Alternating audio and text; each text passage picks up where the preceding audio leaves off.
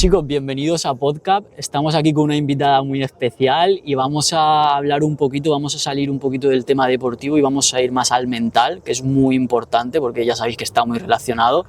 Y nada, hoy estamos con Claudia. Muchas gracias por darme la oportunidad de estar aquí en este podcast que me hace tanta ilusión, y gracias también por darle espacio a la salud mental, como bien has dicho, en esta plataforma, ¿no? Porque creo que al final en el deporte nos centramos mucho en la parte física, pero la emocional también juega un papel muy importante, como tú bien has dicho. Entonces creo que con este podcast le podemos dar juego a eso y me hace mucha ilusión. Yo soy Claudia, como muy bien has dicho, soy psicóloga y a día de hoy estoy trabajando de formación por 100 online, de manera independiente, desde un enfoque de terapia cognitivo-conductual, y sobre todo estoy trabajando con límites saludables, autoestima, cómo superar adicciones, gestión emocional, todo esto. Me alegro que estés contenta de estar aquí. Ya te digo, al final, si podemos aportar un granito de arena a lo que es esto de la salud mental y el bienestar, algo estamos haciendo ya, ¿vale? Exactamente. Entonces, así para empezar un poquito, para la gente que no tiene ni idea de psicología, ¿qué es una perspectiva cognitivo-conductual? Vale, muy buena pregunta. La terapia cognitivo-conductual se centra más bien en encontrar cuál es el problema, cuál es el límite que tú te pones en tu día a día, trabajarlo a nivel cognitivo, a nivel de tus pensamientos, y darte herramientas, yo como psicóloga, para, pues para poder ayudarte a superar esos miedos, esos problemas, y para permitirte avanzar al final y estar bien contigo mismo, que es lo importante. Al final es un desarrollo, es como si tú te vas encontrando piedrecitas en el camino y pues vas ayudando a la gente a ver cómo moverlas del sitio o cómo recolocarlo. Exacto, yo te ayudo desde, o sea, quizá te saco de tu enfoque de una forma más objetiva, analizamos qué te está pasando y te doy las herramientas para que tú por ti mismo seas capaz de enfrentarte a esos obstáculos, ¿no? Y que sobre todo mi enfoque está dirigido a que cuanto antes seas tú independiente, autónomo, activo por ti mismo. O sea, yo no quiero un paciente que esté conmigo de manera ilimitada, yo quiero a alguien totalmente independiente, y para eso yo también, la expectativa que tengo de ti como paciente es que estés presente en sesión y trabajes también fuera de ella. O sea, que seas un paciente activo. Eso es lo que yo busco. Eso es lo que yo busco en sesión. Exactamente, ¿no? Tareas para casa. Vale. Eso es. ¿Y con qué tipo de paciente estás más cómoda trabajando? ¿Cuál dirías que es tu paciente ideal? Bueno, esa pregunta es un poco compleja porque sí que es cierto que me dedico a ayudar, entonces no tengo inconveniente en ayudar a cualquier persona. Vale, muy buena respuesta. Pero creo que sobre todo desde que yo he empezado de forma independiente a montarme todo esto yo sola, el paciente que estoy recibiendo es un perfil joven, que creo que yo también como psicóloga joven conecto muy bien con esa persona, porque al final creo que sus necesidades están muy ligadas a las tuyas. Sintonía, exactamente, están muy en sintonía con los temas, los problemas que tenemos los jóvenes, las inseguridades, etcétera. Entonces creo que podemos conectar muy bien por la forma de expresarnos. Eso no quiere decir que no haya trabajado también y esté trabajando con un perfil más mayor. Que de hecho aquí me gustaría hacer un llamamiento, porque muchas veces pues una persona con una edad más adulta ve un profesional, da igual que sea un psicólogo o cualquier profesional de la salud mental o de cualquier profesión, y parece que al ser joven es como que esa persona ya tiene el estigma contigo de ¿pero tú realmente me vas a ayudar? O sea, sí, tienen esa... No sé si a ti te ha pasado esto alguna vez. Muchísimo. Es cierto, aquí me meto en una camisa de 11 varas. Abrimos un melón. Que el ser joven y mujer afecta, no sé si desde la perspectiva de las psicologías afecta, pero desde el entrenamiento yo he estado con chicas, amigas y todo, que me lo han dicho mucho. Sí, que no solo te enfrentas al dogma de la juventud, que no va ligado con ese saber, sino que también te enfrentas al dogma del sexo. Totalmente, yo así lo he percibido, y de hecho he tenido pacientes que después de terminar el proceso conmigo me han dicho: Claudia, gracias, porque pensaba, y me ha sorprendido totalmente, porque pensaba que no me ibas a ayudar, que podría ser mi hija, y me has terminado ayudando mucho más de lo que yo esperaba. Y al final creo que nos tenemos que centrar en qué enfoque utiliza esa persona, qué dedicación le pone al caso que está viendo contigo, cuánto se esfuerza, cuánto se empeña, ¿no? Cuánto conecta contigo, más que qué edad tiene. O sea, al final es algo muy superficial. Sí. Entonces, desde aquí me gustaría hacer un llamamiento a todos los que nos estén escuchando, porque creo que es muy importante también centrarnos no solo en la edad, sino en qué nos está proporcionando. Completamente. Al final, si tú eres capaz de aportar la solución a un problema que tienen ellos, les tiene que dar igual cuántos años tienes, de qué color eres, si eres hombre o mujer. Al final, eso es indiferente. Tú les estás aportando una solución, les estás ayudando, les estás solucionando un problema. Te estoy dando unas herramientas concretas para un caso. Entonces, como te he dicho, me centro en un perfil, quizá no me centro, sino que acudo a mí un perfil más joven. También he tratado con personas más mayores, pero que creo que no tenemos que limitarnos como persona más de una edad más adulta a contactar con un perfil más joven. Es curioso, ¿eh? Es curioso porque al final sí que es verdad que lo estaba pensando a raíz de la pregunta que me has dicho antes, que en el entrenamiento al final la juventud sí que se asocia a vitalidad. Entonces un entrenador joven no es tan peligroso. Si no estás trabajando con lesiones o cosas complicadas, si no, ahí ya viene el hándicap. Pero con la psicología sí que lo estaba pensando y digo, ¡buah! Al final la edad es como un rango. La edad es mucho, como, o sea, claro.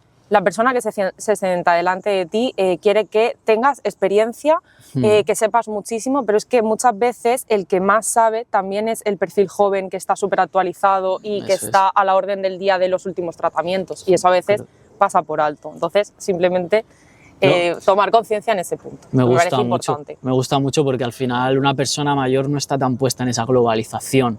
No son capaces de manejar bien las redes sociales, de llegar a la información que está en la otra punta del mundo. Tú sí. Eso por una parte, y muchas otras que tampoco tienen el tiempo quizá para formarse 100%, también estar de manera activa, sabiendo qué tratamientos se utilizan ahora para este trastorno en concreto, no sé. Sí, y más... igual en mi profesión que en el resto, imagino. No, claro, al final yo creo que lo compartimos bastante, ese origen. Luego ya cada uno a lo suyo. Pero era importante señalarlo. Sí. Había que decirlo.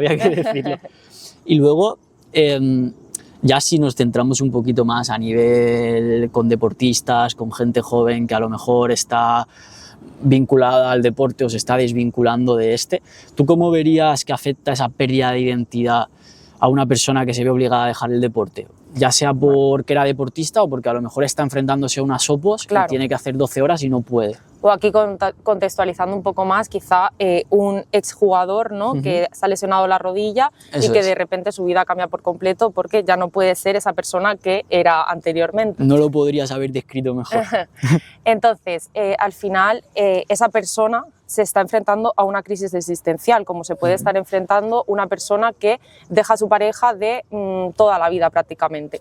Entonces es normal que esa pérdida de identidad afecte en su autoestima, en sensaciones de vacío, de ahora quién soy yo, de replantearme, de no estar bien conmigo mismo, de esa tristeza excesiva, ¿no? Que a veces puede ser incluso patológica.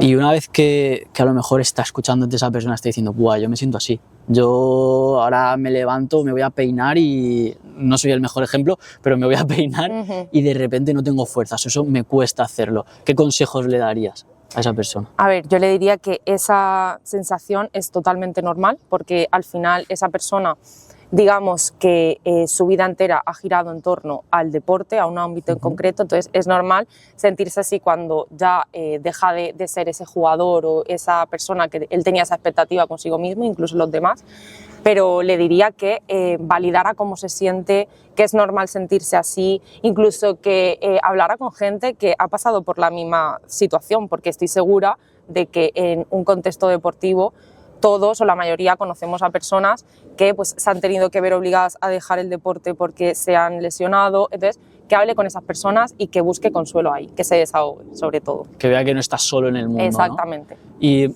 has dicho un concepto que me ha gustado mucho, que has dicho algo sobre la validación. ¿Cómo se lo describirías a la gente? ¿Qué es esa validación? Pues el validarse a nivel emocional es darse espacio, permitirse sentir esa emoción. Si estoy mal, me voy a permitir estar mal y no voy a intentar hacer cosas para estar bien, eso es validarme, eso es aceptarme. Validarme es, por ejemplo, un ejemplo para que no se entienda a cualquier persona. Sí. que yo te esté contando a ti un problema y tú me digas, va, Claudia, pero no te preocupes, si no pasa nada. Eso es invalidación completamente, porque yo te estoy contando un problema y realmente estoy triste y te lo estoy contando para buscar apoyo en ti. Si tú me dices eso, estás quitando la importancia a lo que te estoy contando. Entonces, para mí eso es invalidar, para que se pueda entender mejor el ejemplo, que a veces con ejemplos está perfecto. entiende mejor. Está perfecto. Yo creo que todos hemos pensado, joder, pues a lo mejor yo he invalidado a alguien en algún momento. Todos. Mira, me han invalidado.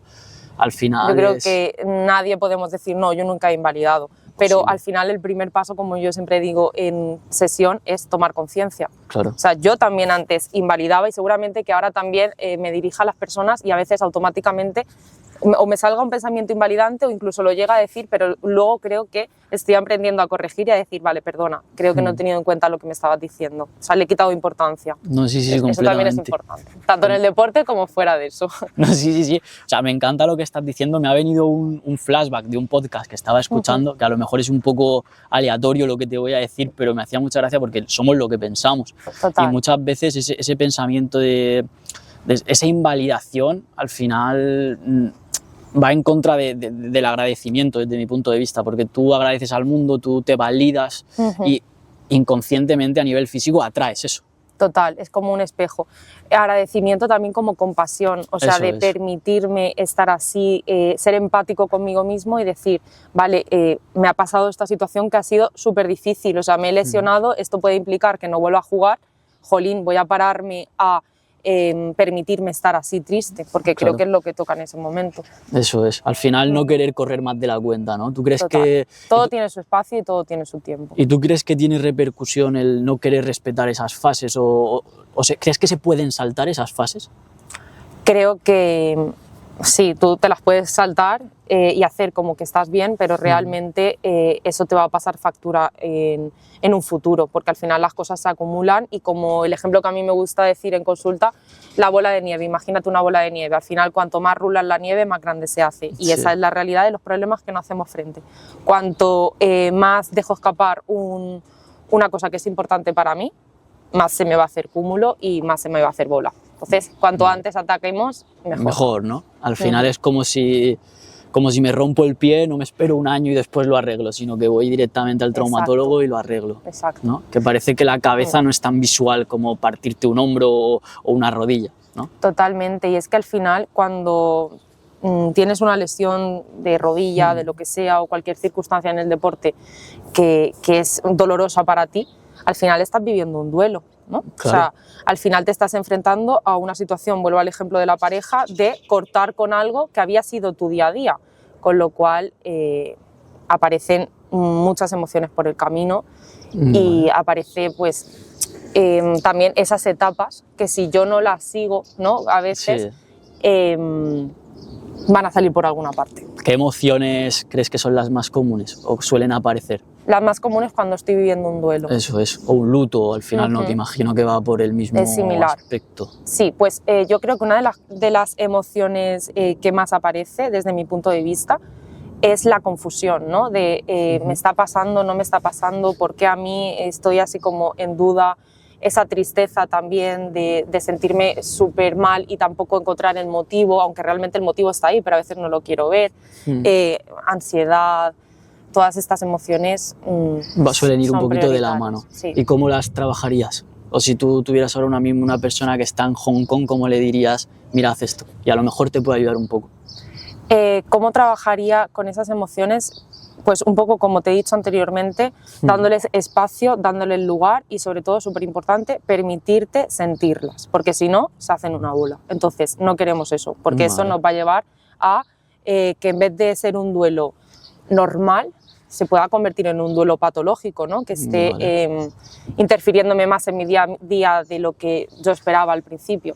Con lo cual, le invitaría a eso, a que se permitan estar así, que se desahoguen si lo necesitan, que busquen esa validación externa de, oye, que un amigo te diga, o tú, Rubén, que yo te estoy contando el problema y digas, Claudia, es totalmente normal, mira lo que te ha pasado, o sea, eso, que se permitan estar en contacto con la emoción. Vale, no, me ha encantado la definición. Y siguiendo un poquito este camino de las emociones que me estás describiendo y demás, ¿qué herramientas sueles utilizar tú, en consulta o contigo mismo? Pues yo las herramientas que suelo utilizar en sesión parten de la terapia cognitivo-conductual, como te he ido comentando antes. Entonces, bueno, aparte de que lo primero, tú eres una persona, Rubén, totalmente pues eso, única, entonces tengo que individualizar tu caso. Yo utilizo estrategias que vienen de, por ejemplo, a nivel cognitivo, desmontar pensamientos, creencias que tú tenías, reajustar tus expectativas. O sea, tú tenías unas expectativas de lo que pensabas que ibas a llegar a ser en el deporte y a lo mejor ahora toca pararse y decir, vale, ¿y ahora quién soy yo? Entonces, reajustar expectativas, trabajar mucho tu diálogo interno, porque como yo me hablo influye mucho en mi autoestima, en qué imagen tengo de mí misma o de mí mismo, si es de alguien valioso, si no. Ahora que, por ejemplo, estoy viviendo esa lesión, igual mi autoestima se puede ver muy repercutida, con lo cual es importante también trabajar en ello. La autocompasión también, como antes comentábamos, que has sacado el tema. ¿Sueles utilizar la meditación? Como tal, he hecho algunas sesiones en las que sí que he incorporado la meditación, sobre todo visualizaciones, es lo que yo trabajo en sesión. Okay. O sea, visualízate alcanzando, por ejemplo, aquello que quieres o donde has puesto tu nueva expectativa y tu nueva meta, y vamos a guiarlo también un poco con la respiración, porque creo que es súper importante para conseguir las cosas, primero visualizarnos. Entonces, meditación como tal, pues no te sabría contestar, pero sí que quizá esa visualización, esa respiración para verte ahí enfocado, que tu foco, que tu energía vaya a donde quieres llegar. Qué guay. O sea, no, yo no me refería a la meditación como tal de un yoga nami, de estos. Vale, no sabía a qué te referías. Me refería porque justo en uno de los podcasts que vi hablaban un poquito del tema de la meditación como... Tú imagínate, te relajas, estás tranquilo en un ambiente guay, sentado, tumbado, como prefieras, y te imaginas de mayor, imagina tú, Claudia, con 100 años. Sí. Y al final, desde ese punto de tranquilidad, le preguntas lo que te quieres preguntar a ti y cómo te respondería o si estaría orgulloso o no. Y al final, yo por ejemplo a nivel personal, cuando hay alguna acción que no sé muy bien cómo afrontar o si me gusta o no sé qué hacer, hago eso y digo, ¿estaría orgulloso mi yo de 90 años de esto que voy a hacer ahora? Sí, no, vale. Pero es que este concepto que me has sacado lo veo súper interesante porque al final lo que tú estás haciendo es verte de aquí a 100 años, por no decir 5, ¿vale? Que a lo mejor es algo más realista, y relativizar la situación. Es que mi Claudia o mi Rubén del futuro con 5 años estaría preocupado, por ejemplo, poniendo el ejemplo del podcast, por si estaba nervioso en esa ocasión o no, o estaría más preocupado de si realmente he dado un mensaje valioso que a alguien se pueda sentir transmitido o no. A veces si relativizo de esa manera, ¿no? Con el tiempo, para mí es súper útil lo que comentas. Sí, es súper poderosa esa herramienta al final. O sea, mezclemos o meditación o visualización o tiempo, da igual, pero que utilicen esa estrategia que creo que les puede ayudar. Sí, al final esa conceptualización, ¿sabes? Totalmente. Al final yo tampoco soy, a nivel de psicología no tengo ni idea, o sea, yo no te voy a saber decir un término específico, ¿vale? Pero sí que tu día a día también te ha hecho tener herramientas y saber de cosas, aunque no las sepas los conceptos psicológicos, pero sabes lo mismo que yo, pero yo lo sé desde un punto de vista más científico, más pues eso. Claro, y por eso hay que confiar en un profesional, porque aunque tú sepas que tienes las estrategias o creas, no, eso es para gente débil o el otro ese día, concepto que hay, ¿no? Todavía. Sí, me volví loco porque leí como que leía a la gente con depresión, yo le metía más presión todavía, no sé qué, para que se dieran cuenta de lo que están. Y yo me quedé pensando, madre mía, cómo está la tribu ahora del mindset y todo esto desde... Pues eso es todo lo contrario a validar. Por ejemplo, eso es un ejemplo que me acabas de decir, que es todo lo contrario a darle lugar a esa persona que se sienta así durante un momento, porque al final es un momento determinado. Y yo creo que con lo que me estás diciendo también sería importante, ¿no? Porque a lo mejor la persona que nos esté escuchando en este momento se plantea, oye, pues yo debería de ir al psicólogo, ¿no? Yo creo que puede ser una pregunta útil en este momento que me encuentro así con la lesión que me ha pasado. Pues yo les diría que se paren a pensar en 3 parámetros que para mí son súper importantes para tomar la decisión, que es duración, frecuencia e intensidad. Yo me lo digo así esquemático, ¿vale? Y es, vamos a ver, el problema, el malestar que tú estás teniendo, ¿durante cuánto tiempo está afectando en tu vida? ¿Con qué intensidad lo está haciendo? ¿Cuántas veces en tu día a día se da esta situación? O sea, a lo largo del día, ¿cuántas veces te estás sintiendo así de mal? Porque al final, si realmente está interfiriendo en tu vida y llevas mucho tiempo acarreando ese malestar producido, por ejemplo, por la lesión, es el momento de acudir a un profesional de la salud mental, como somos los psicólogos, que como tú dices tenemos las herramientas que te podemos proporcionar. En el caso de si tengo ansiedades, al final tenemos que individualizar cada caso y ver cuáles son tus necesidades para poder ayudarte. Entonces claro, yo hago un llamamiento de que normalicemos acudir también a los psicólogos a pedir ayuda, porque no es de débiles, como estabas comentando tú anteriormente, sino de valientes, todo lo contrario. Completamente, al final, joder, para atreverte a yo no conocerte de nada, sentarme contigo en un 1 a 1 y abrirte el pecho de par en par, al final eso es muy difícil. O sea, para mí es lo contrario a la debilidad. O sea, yo hay veces que pienso, no sé si me atrevería, ¿sabes?, a decirte de verdad lo que me... ¿sabes? Te estás abriendo un canal a otra persona, claro, que no tienes ni idea de quién es y que la expectativa que tú tienes de mí como profesional es que te ayude. Entonces, claro, pero yo también tengo otras expectativas contigo, que es que estés activo en sesión, de que te lo tomes en serio. Te voy a preguntar cuánto de comprometido estás con esto para dar el paso.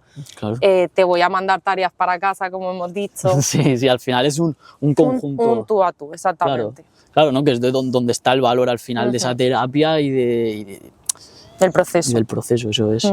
Eso es. Vale, y ¿quieres que desarrollemos un poquito a nivel de las fases? ¿O te gustaría desgranar un poquito las fases del duelo? Vale, sí, o sea, las fases del duelo yo las suelo mencionar en terapia de una forma que es muy sencilla para que todos nos entendamos, tampoco hay que irse ahí. Sí, no, mejor, para tontos, al final somos gente que no... Pero al grano, o sea, yo cuando estoy viviendo un duelo, primero, aunque sí que es cierto que no siempre se viven todas las etapas de forma progresiva, pero digamos que a nivel general aparece un periodo de negación, es decir, no me creo lo que me está pasando, pero esto no me está pasando a mí, o estos son los pensamientos que vienen a la cabeza, me he lesionado, no, esto no me está pasando a mí, por ejemplo. Después de ese periodo de negación viene un momento de ira, de enfado conmigo mismo, en el que yo digo, joder, ¿por qué me ha tenido que pasar esto a mí? Estoy irritable con todo el mundo. Ese es el punto del periodo de enfado, ¿no? De esa segunda etapa. Luego aparece una etapa de depresión en el que me encuentro súper triste, las cosas que antes tenían sentido para mí ya no la tienen, ¿no? Porque al final he configurado mi identidad prácticamente en el deporte, entonces cuando me sacan de ahí, ¿qué tiene sentido? Como que no existes, ¿no? Dejas de existir, entre comillas. Exactamente, o sea, la gente esperaba algo de mí, ya no estoy cumpliendo, yo también esperaba algo de mí como persona humana, deportista, entonces, ¿qué pasa? Entonces aparece esta depresión y finalmente digamos que aparece la aceptación, que es cuando yo por fin puedo procesar todo lo que he vivido, eso que me ha generado tanto malestar, y puedo hacerlo formar parte de mi identidad, por así decirlo, o sea, hago las paces con la lesión. Sí, contigo mismo y con la lesión. Eso es. No, qué importante. ¿Y cuál crees que es la etapa más dura desde tu punto de vista? Para mí el enfado y la depresión serían las más complicadas. Sí, porque al final el periodo de negación llega un momento en el que me doy cuenta de que tengo que procesar esto, pero claro, enfrentarte a procesar eso, lo que me acaba de pasar, que va a marcar un antes y un después en mi vida, requiere de pues un malestar que voy a tener que sufrir, aunque no esté ni dispuesto, ni preparado, ni quiera hacerlo. Te lo tienes que comer al final, ¿no? Exacto. Y para toda esa gente que nos está escuchando, ¿tendrías algún testimonio con el que puedan sentirse identificados?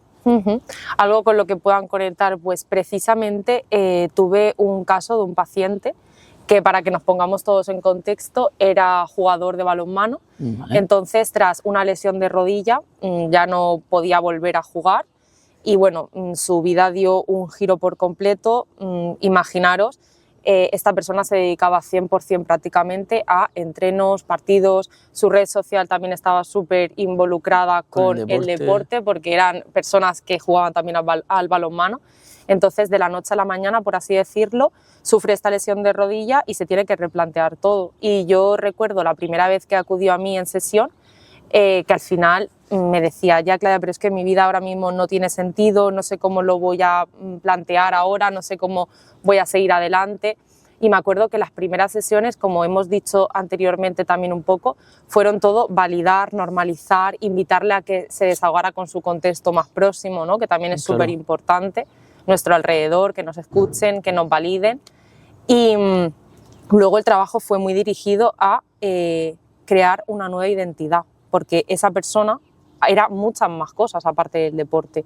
O sea, era deportista, pero también tenía que empezar a redescubrirse en nuevos hobbies, nuevas aficiones, nuevas pasiones. ¿Quién era? ¿Qué le gustaba? Porque muchas veces cuando estamos tan metidos en una cosa, ya sea el deporte o cualquier cosa, nos olvidamos del resto en el que también somos valorados, somos importantes, se nos da bien, ¿no? Que a veces se nos olvida.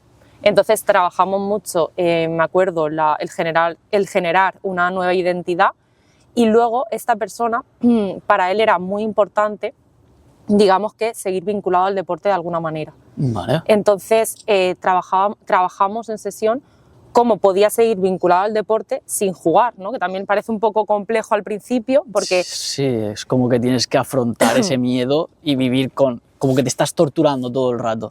Sí, exactamente, y también porque si yo siempre he aprendido a ser jugador de balonmano, ¿ahora qué voy a hacer para seguir estando vinculado al deporte? Sí. Era muy difícil al principio, él estaba con mucha negación, pero bueno, al final encontramos que una de sus pasiones también era enseñar a los demás. Entonces empezó a ser entrenador de balonmano y a día de hoy está súper feliz, súper agradecido. No se imagina porque... no se imagina que realmente haya podido superar eso y sentirse tan bien. O sea, para mí él me lo cuenta como una oportunidad también de haberse conocido más a sí mismo en otros ámbitos, en otras facetas de su vida. Eso es. Entonces, al final una evolución, una escala, ¿no? Totalmente, fue súper enriquecedor. Qué guay. ¿Y qué herramientas utilizarías, o bueno, más que herramientas, en cómo se genera una reconstrucción de la identidad? Pues al final, siguiendo también un poco los procesos de duelo, aceptando lo que me ha pasado, pudiendo procesar esa pérdida de yo ya no voy a ser el jugador de balonmano, por ejemplo, que siempre he sido, y cuando yo me he dado ese espacio para integrar esa pérdida, entonces reconstruir una nueva identidad. O sea, pasar de ese rol muy definido de yo deportista o Rubén deportista a Rubén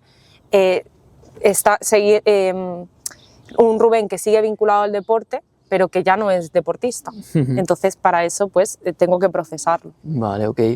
Pues, Claudia, yo creo que más o menos hemos tocado así todos los palos importantes. Sí. Creo que solo tengo una última pregunta ya para terminar. ¿Y qué le dirías a esa gente que a lo mejor tiene cierto rechazo con la terapia a nivel online, a distancia, que son como un poquito más conservadores y les gustaría más ese trato tú a tú, es un poquito más personal? Sí, pues a ver, al final ese hándicap es totalmente entendible porque creo que nos hemos criado en una generación en la que hemos ido presencial a todas partes, pero que creo que cada vez tenemos que normalizar un poco más el acudir a un servicio online, porque al final la terapia es la misma. O sea, da igual que estés delante de mí o desde el ordenador, vamos a trabajar de la misma manera. Entiendo el inconveniente, pero le animaría a que lo probara. De hecho, yo, promocionándome un poco, tengo una primera valoración gratuita porque yo también soy consciente de ese hándicap. Entonces, yo te animo a conóceme por videollamada y piénsatelo, porque al final el trabajo es el mismo. Incluso puedes tener en cuenta las comodidades, como son no gasto gasolina. Bueno, pues estoy desde mi casa en pijama conectándome con otra persona sin tener que, pues eso, arreglarme o no sé, creo que al final ganas mucho tiempo. Creo que el tiempo es oro a día de hoy y también hay que tenerlo súper en cuenta. Completamente. Y al final, ahora que está todo esto como... que existe esta dicotomía entre el gastar, no gastar, al final todas estas tendencias que estamos viendo. Importante. ¿Cómo verías esta gente que dice al final que los servicios ya no solo de psicología, de entrenamiento, de nutrición son muy caros? ¿Qué mensaje les darías si les pudieras dar uno? Pues creo que puedes pensar que es caro y bueno, al final es tu pensamiento, pero quizá estás dejando de lado toda la formación que tiene esa persona para poder darte ese servicio en concreto, todos los recursos que ha ido invirtiendo a lo largo de su vida, porque te va a ayudar, sí, no tengo duda que sea fisio, sea la profesión que sea, te va a ayudar. Pero al final, para ayudarte, también ha tenido que invertir mucho tiempo en sí mismo para tener esos conocimientos y poder devolverte esa información. Entonces, creo que eso se tiene que pagar. Completamente. Entonces, al final, ¿Qué precio tiene una solución, ¿no? El poder estar feliz contigo mismo, desempeñarte, o sea, desenvolverte, perdón, en tu día a día, hacer lo que quieras, eso no tiene precio al final. Y en ese sentido también es como, vale, si es ocio, lo pago. Si tengo que irme a un restaurante, si tengo que irme de viaje, me da igual.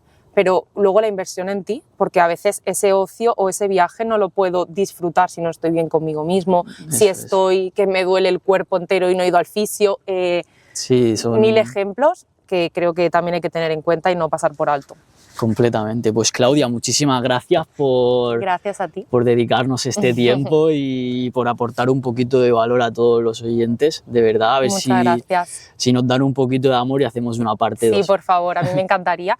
Y me gustaría dar un mensaje, si me lo permites.